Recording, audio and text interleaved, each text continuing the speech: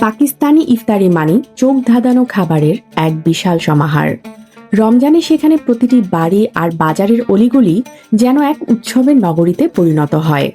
তাদের ইফতার শুরু হয় চিরাচরিত নিয়ম মেনে, এক ফালি খেজুর আর এক ঢোক শান্তিময় পানি দিয়ে। কিন্তু আসল আয়োজনটা শুরু হয় এরপর, যখন দস্তরখানে সাজানো হয় তাদের সিগনেচার সব খাবার। পাকিস্তানি ইফতারি টেবিলের মধ্যমণি হল রুয়াবজা। এই গোলাপের সুগন্ধি লাল শরবত ছাড়া তাদের ইফতার যেন অপূর্ণ। কেউ এটি মেশান ঠান্ডা দুধে, কেউ বা সাধারণ পানিতে। এর পাশেই থাকে মচমচে পাকোড়া ও সামোসা।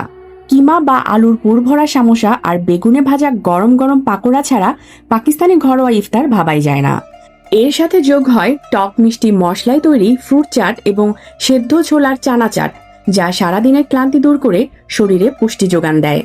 আর হ্যাঁ, দইয়ের মধ্যে ভেজানো নরম তুলতুলে দহি বড়া, যার উপরে ছিটানো থাকে বিশেষ চাট মশলা ও তেঁতুলের চাটনি, এটি পাকিস্তানের ইফতারের স্বাদকে পূর্ণতা দেয়।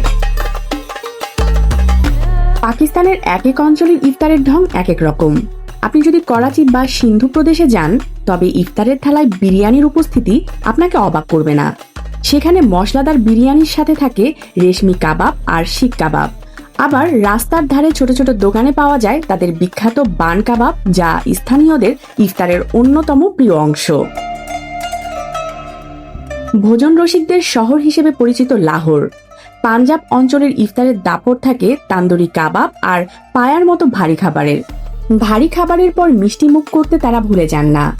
লাহোরি ইফতারের বিভিন্ন ধরনের হালুয়া আর ফিরনি এক আভিজাত্য যোগ করে।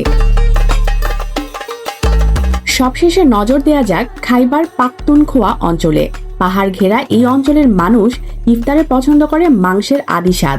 তাদের দস্তরখানের রাজা হলো পেশোয়ারি চাপলি কাবাব আর খাসির মাংসের বিশেষ আইটেম নামকিন মান্ডি, যেন তাদের ইফতার সংস্কৃতিকে এক অনন্য উচ্চতায় নিয়ে যায়।